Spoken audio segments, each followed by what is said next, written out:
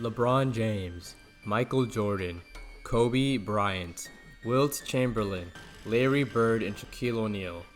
These are all names of possibly the greatest superstars of all time. But today, I want to talk about a man who belongs right up there with them, and someone who I believe should be higher up on the GOAT list than many of you guys might have him.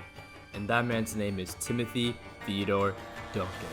But first, to understand the greatness of Duncan, we must first understand his upbringing and more importantly, his relationship with the legend himself, Coach Gregg Popovich. Tim Duncan was born in 1976 in the US Virgin Islands. Duncan came up in St. Croix and initially took up swimming until he was 14 years old when he finally got a basketball in his hands. Duncan started playing basketball and was pretty awful, but when he was 16 years old, he had one of the most spectacular growth spurts in NBA history. He grew from 6'3" to 6'11", and as you'd expect, the game just got a whole lot easier. 17-year-old Duncan went on to average 25 points, 12 rebounds, and 5 blocks as a senior in high school, and was even recruited to play for Wake Forest University, where he began his collegiate career. There, he began to showcase his skills and dominate the ACC conference, and by his senior season, he was averaging a spectacular 21 points, 15 rebounds, 3 assists, and 3 blocks. And in 1997, with the first pick in the NBA draft, David Stern announced the San Antonio Spurs would be selecting Tim Duncan out of Wake Forest University. But don't be fooled. He was already first-round bound by his sophomore season, but he decided to play all 4 years because he wanted to fulfill a promise to his late mother, who he had told he would graduate from university prior to entering the draft. After the NBA draft lottery, Gregg Popovich flew out to meet with Duncan in his hometown and reportedly spent 4 days swimming and getting to know each other man-to-man in the US Virgin Islands. With Duncan now fully on board, he found early success with the Spurs, learning under the great David Robinson and Coach Pop. It took Duncan very little time to make an impact at the NBA level, winning the '98 Wilt Chamberlain Rookie of the Year, averaging 21 points, 12 rebounds, 3 assists with 2.5 blocks, and playing all 82 games, even making his very first All-Star appearance. Alright guys, let's just take a break for a second. Let's just be serious right now. It's summer and you're lonely. You're lonely and you need that special man or woman to spice up your life, and I got just the thing for you. Konjo. Konjo is an Ethiopian and Eritrean dating app meant to assist you in finding your future wife or your future husband. And look, I'd never advertise something I don't actually use myself. I'm just not that kind of guy. I'm not.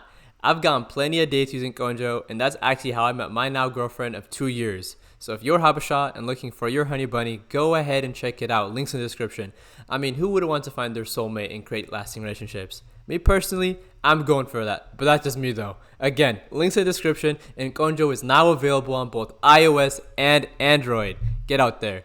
Fast forward to the following season, 1999, Duncan nearly duplicated the exact numbers with 22 points, 11 rebounds, 2 assists, and 2.5 blocks, and led the Spurs to what was their most spectacular playoff run up until that point, defeating the Kevin Garnett-led Minnesota Timberwolves in 4 games. Fun fact, the first round of the playoffs were best of 5, not best of 7 until 2003. Sweeping Shaquille O'Neal and friends in the second round, also sweeping the Rasheed Wallace Trailblazers in the Western Conference Finals, averaging 21.5 points, 10 rebounds, and nearly 3 blocks.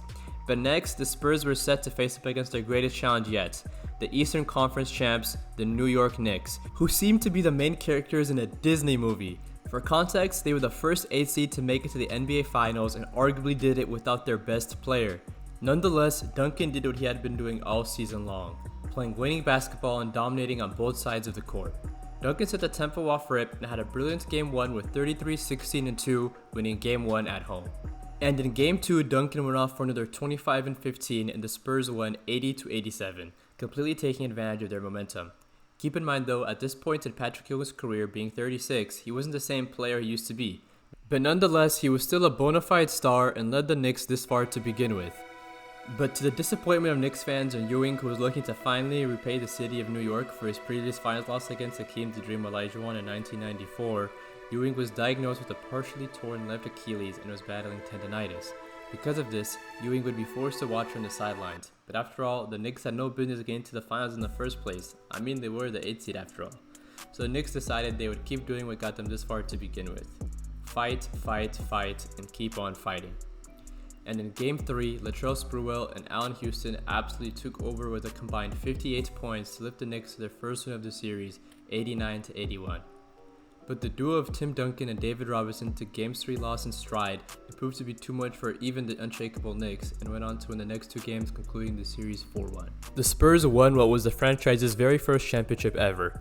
But little did they know, many more were on the way, with one of the NBA's most inquiring minds and one of the league's greatest talents of all time. Now this is just part 1. Part 2 will be coming out soon. If you've enjoyed this video or are looking forward to part 2, please go ahead and subscribe and like the video. Have an amazing day and stay blessed. Peace!